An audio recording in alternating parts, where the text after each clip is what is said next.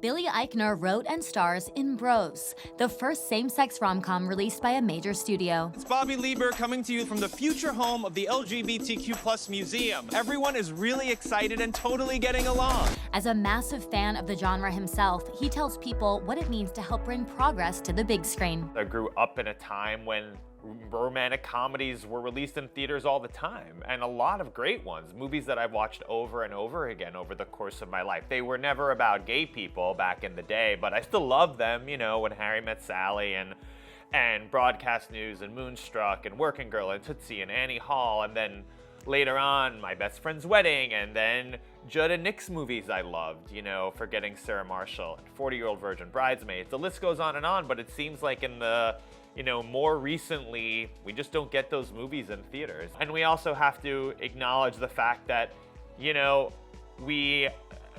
took decades for Hollywood, major studio filmmakers to make a movie like this, and to have it get released in 3,000 theaters all over North America. That's a very unusual thing.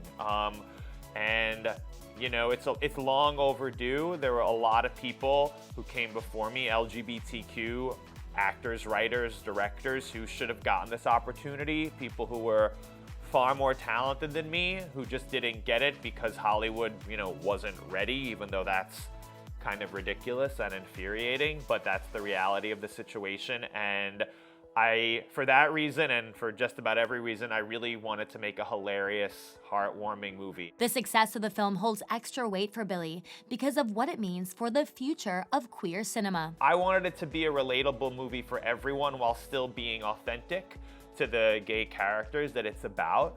But there's no reason we shouldn't have a gay Bridesmaids or a gay 40-Year-Old Virgin or a gay Moonstruck. We just never had movies like that centered gay characters that were produced and distributed and released and marketed at this scale. We've had decades of wonderful, hilarious, groundbreaking gay indie movies, which I love. And I knew that this movie was going to get the type of wide release in theaters that, for the majority of Hollywood history, gay movies, unless they were big kind of like prestige Oscar bait tragedies starring straight movie stars, like movies about us made by us, have rarely gotten that same type of attention and that same type of financial support from major studios. And so of course I wanted to get it right. Despite his incredible success, Billy admits his dating life has remained as ordinary as the one he depicts in Bros. I mean, I try to just act like a normal person. I don't know. My career was it was like a slow burn, It's not like overnight I was some big movie star or anything. So I just kind of do my thing, if I'm on an app and someone says, is this really Billy Eichner? I say, yeah, I don't know how to prove that to you, Sometimes they're like, can you verify on Instagram and send me a message? And I'm like, okay. So I do that. I mean, I get it. It's like, I don't know, I guess it's unusual, but I just try to stay down to earth. I don't think I'm, hot in any way because of my career, and I'm an adult too, I always say that it would have been fun to be really successful in my 20s probably, but I'm glad that I got to this level a little later on because I'm old.